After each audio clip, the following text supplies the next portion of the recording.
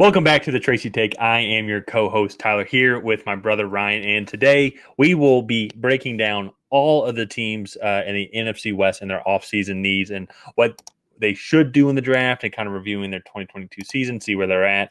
And we're going to be doing all that today. But before we get into that, if you have not already hit that subscribe button, join our growing community. This month alone, Ryan and I, we have grown up to over, I think, 150 more subscribers. So keep growing that community. Currently sitting at about 513. And if we could get to 1,000 by the NFL draft, that would be absolutely huge. So leave a comment on what your thoughts are during our videos. Hit that subscribe button and also leave a like if you agree with what we're saying.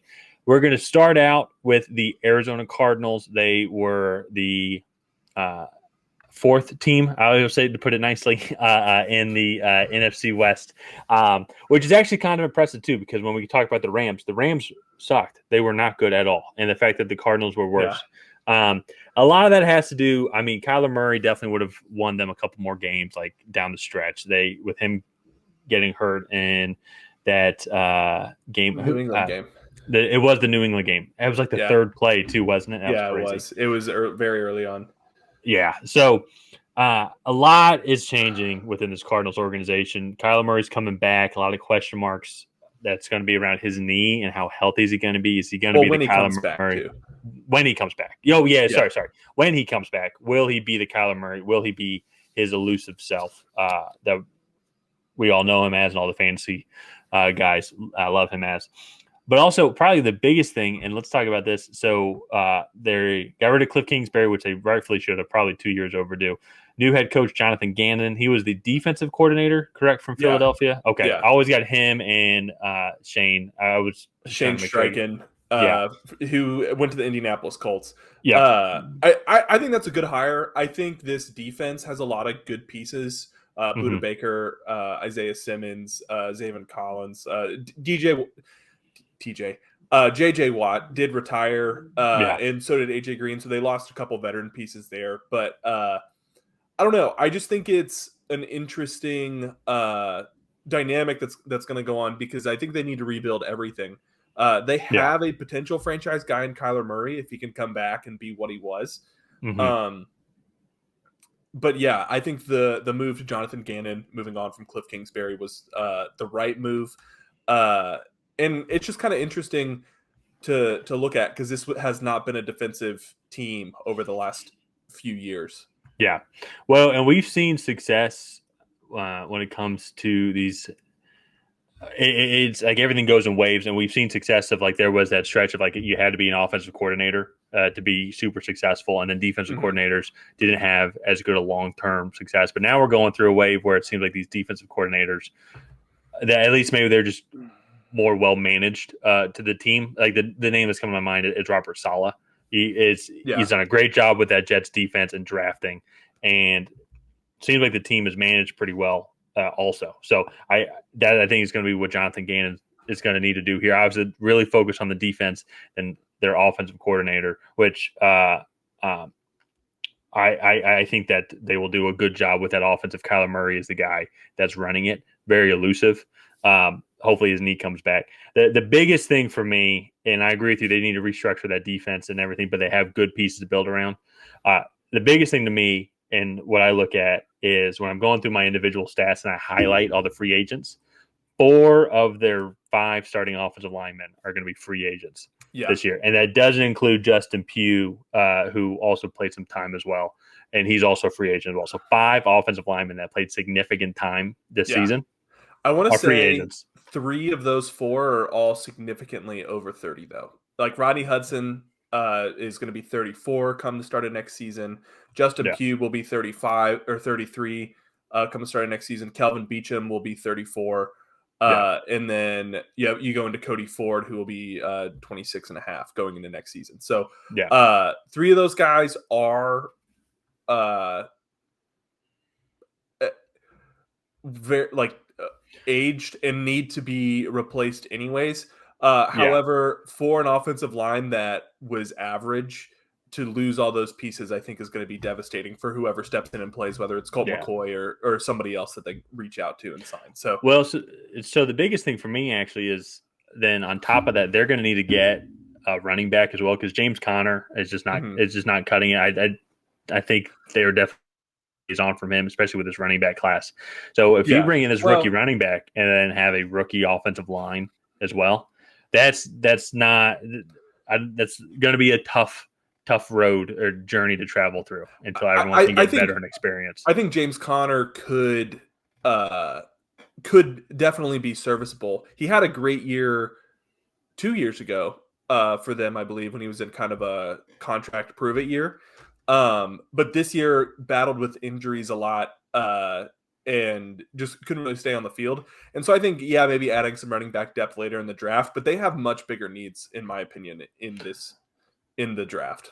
Oh, no, I know. And they're going to definitely address that, and they can do that later on in the draft. I mean, maybe a Sean Tucker from Syracuse, maybe in the late third round. I even think they have a compensatory pick. I'd need to go back and double check. Like in the early 100s. I think that'd be a perfect spot for them to get that. But what I'm saying, though, is in free agency, they're going to need to address this, and then also through the draft, address that offensive line, because you're going to have your franchise quarterback coming back from a devastating knee injury, so you're going to want to have to protect him.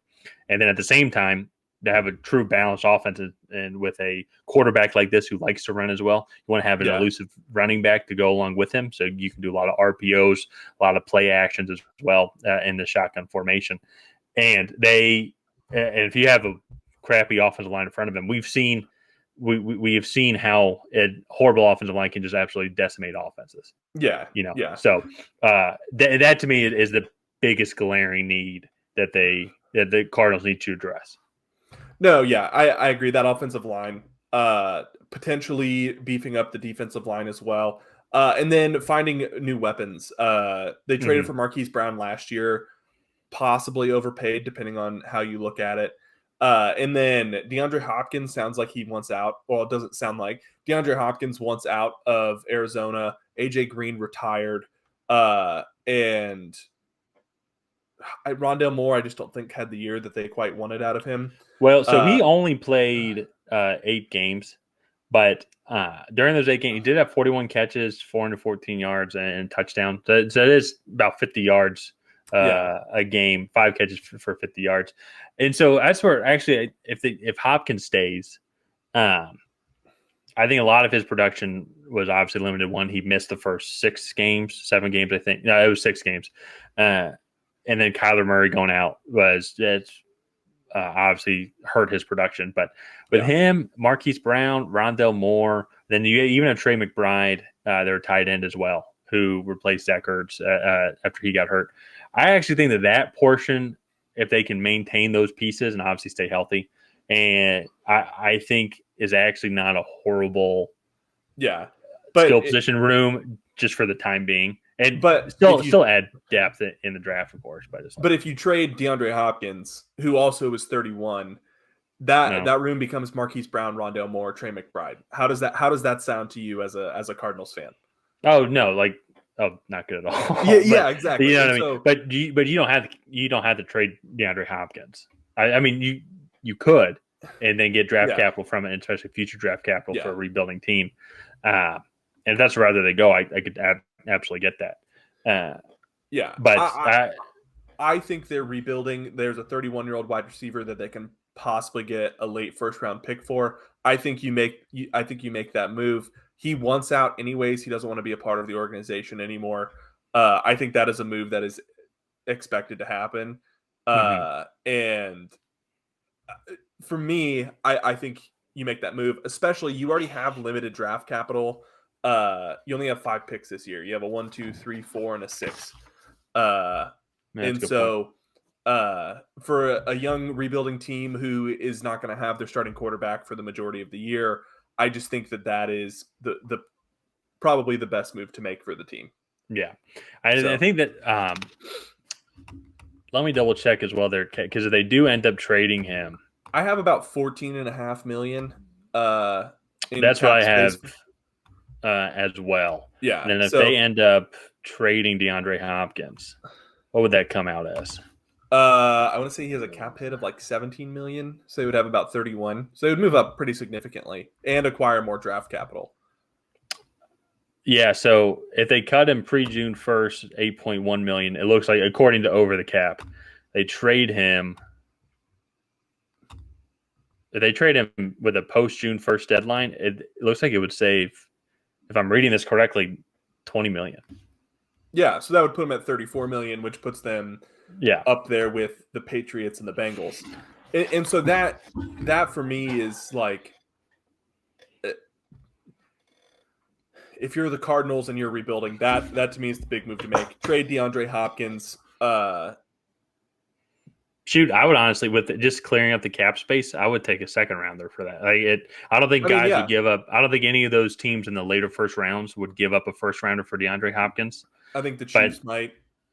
The Chiefs might, but they have the 31st pick, so that's a little bit of a glorified first rounder. I can see the Chiefs doing that. I could see the Bills doing it. The Bills don't have the cap space for it. I was going to say that's a good point. The Cowboys, who they don't really have the cap space for it either, but I think the Cowboys would be another one.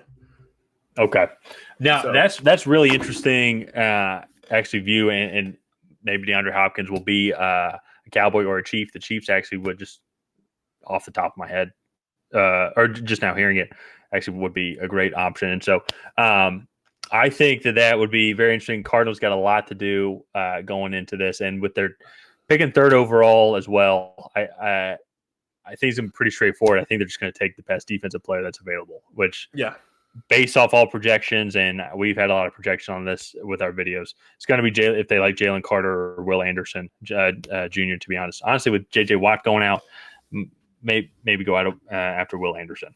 And so help try and bring back production. But I was going to say, real quick, I just think the outlook for the Cardinals in 2023, this is just a rebuilding year for them.